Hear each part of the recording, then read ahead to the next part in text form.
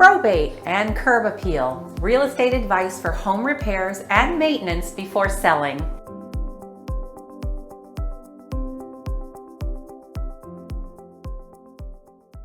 Hi, I'm Kim Ward. Welcome back to our channel. I'm a certified probate real estate advisor and partner with Ashley Rivera here at Horizon Real Estate's Probate and Trust Help. Today's topic is an essential one for executors, administrators, and trustees that are responsible for a loved one's estate in probate or trust administration and are planning to sell their loved one's home. What not to fix when selling home in probate or trust administration.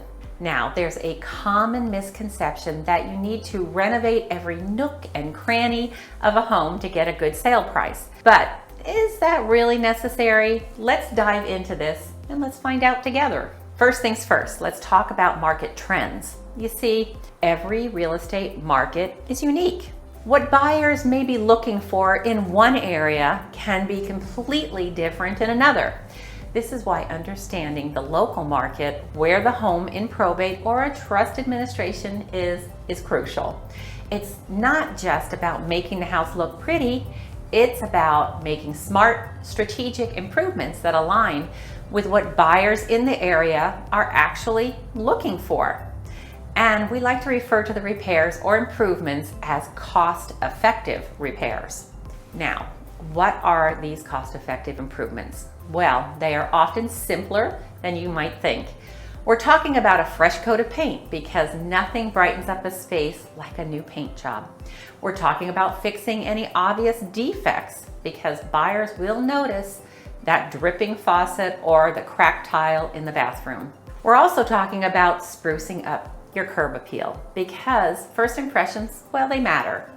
And of course, ensuring everything looks clean and well maintained is key. But here's where it gets interesting. Let me tell you a story about a seller. Let's call them Alex. Alex, well, he was convinced that a complete kitchen overhaul was necessary to sell his mother's home in probate.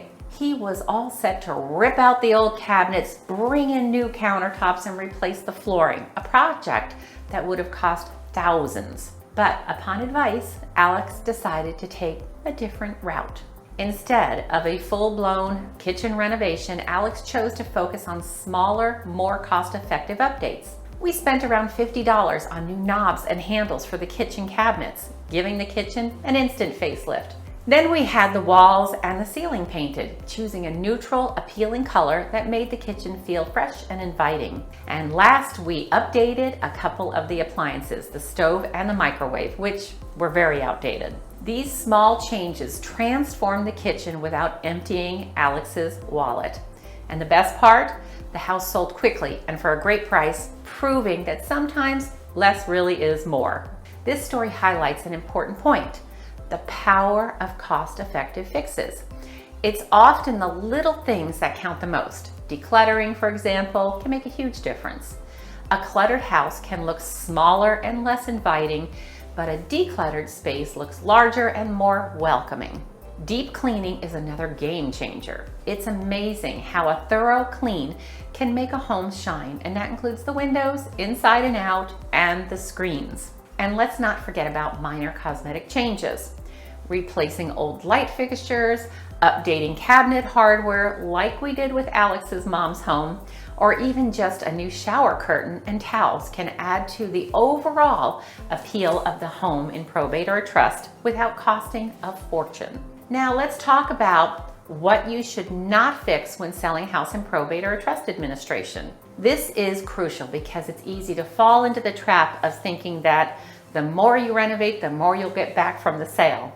But this isn't always the case. For instance, over-personalized renovations might suit your taste, but could be off-putting to potential buyers. You want the estate home to appeal to the widest possible audience. So that hot pink bedroom or that quirky tile in the bathroom might need a rethink. Similarly, high-end upgrades don't always offer the best return on investment. Sure, marble countertops and professional grade kitchen appliances, well, yeah, they're nice, but they might not be necessary. Most buyers are looking for functional, attractive spaces, not necessarily top of the line everything. It's about finding a balance between what's appealing and what's practical. Another area where homeowners often go overboard is with fixtures and finishes. Yes, quality matters, but you don't need the most expensive options that are currently on the market. We choose fixtures that are modern and appealing, but not overly lavish. Remember, you're not just renovating for yourself, you're preparing the estate home for its new owner. Now, what about those big ticket items like roofing or an HVAC, heating and air conditioning system? Well, if these are in dire need of repair, you might not have a choice. A leaking roof or a broken heating system can be deal breakers for buyers. However, if these items are functioning and in decent condition, a full replacement might not be necessary. It's all about weighing the cost of the repair against the potential return. We had the opportunity to help our trustee client that was preparing her mom's home for sale. It had been a rental, and we realized that the furnace wasn't working. After confirming that the furnace was old and didn't work, we recommended replacing it prior to putting the home on the market. The cost was around $2,500. We recommended having it replaced because buyers would have an inspection, discover the non-functioning furnace, and bring in an HVAC company for a quote to replace it. Experience shows that the quote would be much higher than $2,500, and that's an example how we save our executor, administrator, and trustee clients thousands of dollars. Let's also discuss landscaping. Curb appeal is important, but that doesn't mean you need to re-landscape your entire yard. Simple fixes like mowing the lawn, trimming the hedges, and adding a fresh layer of bark around the shrubs can make a world of difference. It's all about creating an inviting first impression, not creating a botanical garden. In addition to these repairs, it's also essential to consider staging the home. It's not about filling the home in probate or a trust with fancy furniture. It's about creating a space that buyers can envision themselves living in. We provide soft staging.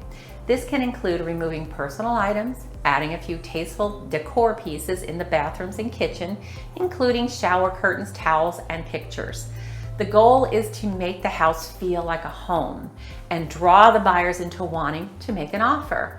As we wrap up, let's summarize the key takeaways. When preparing a probate or trust administration home for sale, focus on making strategic, cost-effective repairs that will appeal to buyers in the home's market. Avoid over-personalized or high-end renovations that might not pay off. And remember, small changes can make a big difference, just like our story about Alex's kitchen. It's about making smart choices, not necessarily big ones. Thank you for watching. If you found this video helpful, and I sure hope you did, please hit that like button and subscribe for more tips on real estate and home selling. We're here to help you make the best decisions for your loved one's home.